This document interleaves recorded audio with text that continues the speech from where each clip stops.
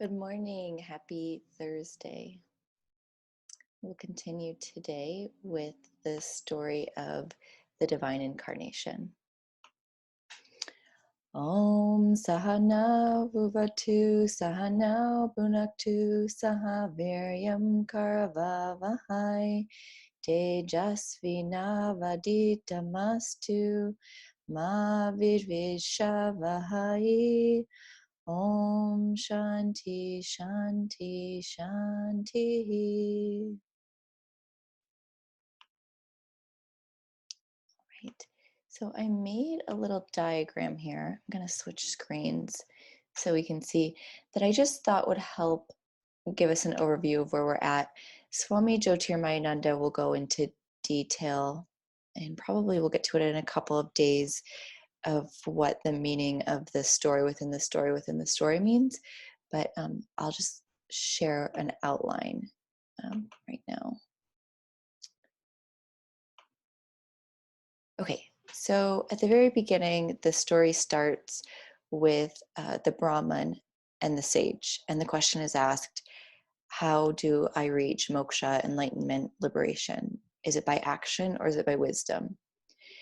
And the sage says, let me tell you a story. So he tells him a story about a Brahmin, a Vedic scholar, a very knowledgeable person, and his father. And the Brahmin is not acting in the world, and his father is upset. And so the Brahmin son says, due to confusion, I'm indifferent to work or action. Therefore, please tell me, is moksha found by performance of works or by renunciation? And so we're seeing here, the question is, how do we find enlightenment? How do we find moksha? The first question was wisdom or action. The second is renunciation or action. And so the father says, let me tell you a story. And he goes on to tell about the heavenly damsel and Indra's messenger. And the damsel asks, from where are you coming and where are you going? And Indra's messenger, Devaduta, says, let me tell you a story. And so he tells a story about the sage who was a former king. He became a sage after he sold or gave his kingdom to his son. And the conversation between the sage and Devaduta, the messenger from Indra, is, what are the advantages and disadvantages of the heavenly world? And essentially he says, you'll reap the benefits of your positive actions, but you'll still have to come back to take an earthly life. You know, we're getting into the reincarnation here. You'll have to come back to take a birth on earth. And so the king says, I don't want to go to heaven. Why would I go to heaven? So Indra then instructs him to go see Sage Valmiki. And now we're getting to the point where Sage Valmiki is going to tell the story of the Ramayana. A bit of background on the Ramayana is it's an amazing epic. It's like the Odyssey or the Epic of Gilgamesh. I'm not familiar with either story, but as far as its profound impact on culture, it's in line with these. So we will continue reading.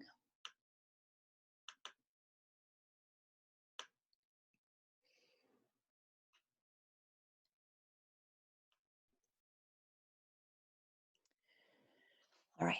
Therefore, Sage Valmiki explained how the divine Vishnu chose to incarnate among the mortals, having accepted curses from various persons. The story of the divine incarnation. Once the divine being was cursed by Sanat Kumara. It so happened that in the assembly of Brahma, Sanat Kumara did not rise from his seat when Lord Vishnu made his entrance. At this, Lord Vishnu cursed Sanat Kumara to become an ordinary mortal and to experience the miseries of an embodied individual. In turn, Sanat Kumara cursed Vishnu to be born as a human being and to lose his omniscience and omnipotence for a little while. Another curse was pronounced on Vishnu by the sage Bhrigu when he saw his wife merge in Vishnu. Vishnu was again cursed by the wife of the demon Jalandhara, Vrinda, because Lord Vishnu beguiled her by assuming the form of her husband. Again, when Lord Vishnu incarnated as Nrishma, or man lion, the pregnant wife of Devadatta was killed out of fear. Thus, Devadatta pronounced a curse on Vishnu. So, the mystic implications of the divine embodiment. So, Swami Jyotirmayananda will now explain this. The scripture points out 4 causes for the embodiment of the divine self. The first one being Sanat Kumara represents the chitta, or the mind stuff. Lord Vishnu represents the self. The self with a capital S is the higher self. So Lord Vishnu represents this higher self. The predicament of individuation of the Supreme Self is caused by the veil of ignorance that obscures the transparency of the chitta. So each of us are an individuation of the Supreme Self. And this is caused by the veil of ignorance that obscures. Yeah, we'll come back to this. The basic cause of the embodiment of the soul, or why we take birth, why we're here in this human body, is expressed through this story. It is, as it were, the chitta that curses the self. So it's our mind that curses our higher self. This is what Sanat Kumara is representing. And in turn, this higher self curses the chitta. The description is figurative and highly mystic. Hindu scriptures are replete with such stories, which can be taken at surface value as well as the deeper level of mystic understanding. In both cases, the stories are meant to fill the heart with devotion and insight. So the second implication is the curse of Bhrigu. The curse of Bhrigu reveals this following significance. Sage Bhrigu represents ego, while his wife represents intellect.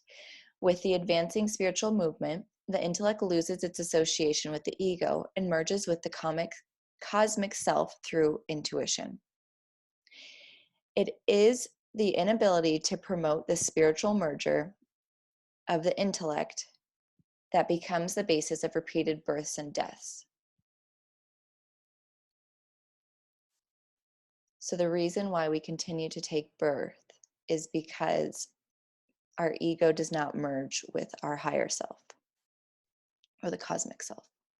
So the third implication of the divine embodiment, in this episode of demon Jalandhara and his wife Vrinda, the story has it that the demon Jalandhara became very powerful and used his power against the gods in the heaven. It was Vrinda's devotion and fidelity to him that enabled him to be so powerful. Lord Vishnu accomplished that demon's destruction by deceiving Vrinda. Having assumed the form of Jalandhara, he led her to infidelity. When Vrinda detected this deceit on the part of Vishnu, she cursed him to embody himself as a mortal subject to human grief.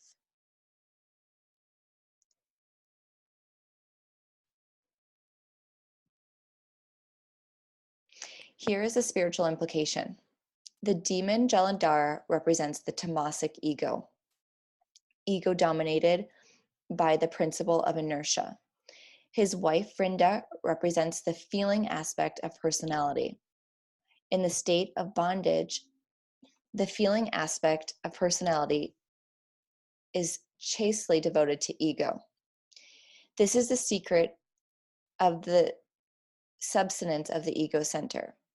But through a spiritual movement, the divine self steals into the chambers of one's feelings, and unawares, the latter loses its fidelity to ego. This is interesting. This development wherein feeling is converted into spiritual love destroys and transcends the ego principle.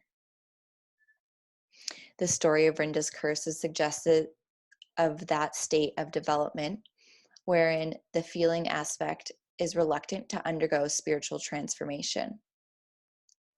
This continues to sustain the individualized state of the self. So the emotions we feel can be very strong, and we'll talk a little bit about tamas here. And so if these feelings are not able to connect with our higher self, then we're unable to undergo spiritual transformation. But if the divine self is able to come down, it can transmute that feeling. And my assumption or presumption here is that this is bhakti yoga. Bhakti yoga is the yoga of emotions, transmuting the emotions from staying stuck in this being separate, and instead turning that emotion into feelings for our beloved, feelings for God, feelings for our highest self, feelings for all of humanity.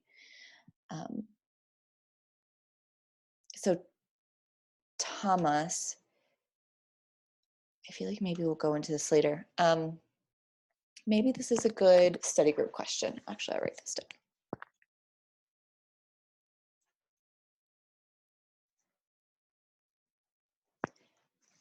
Okay.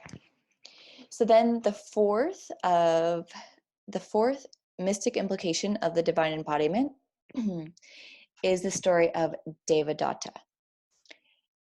And Devadatta was the messenger of Indra, so the divine messenger of Indra, whose pregnant wife expired at the sight of the terrible form of Vishnu as Nrsimha, or the man lion.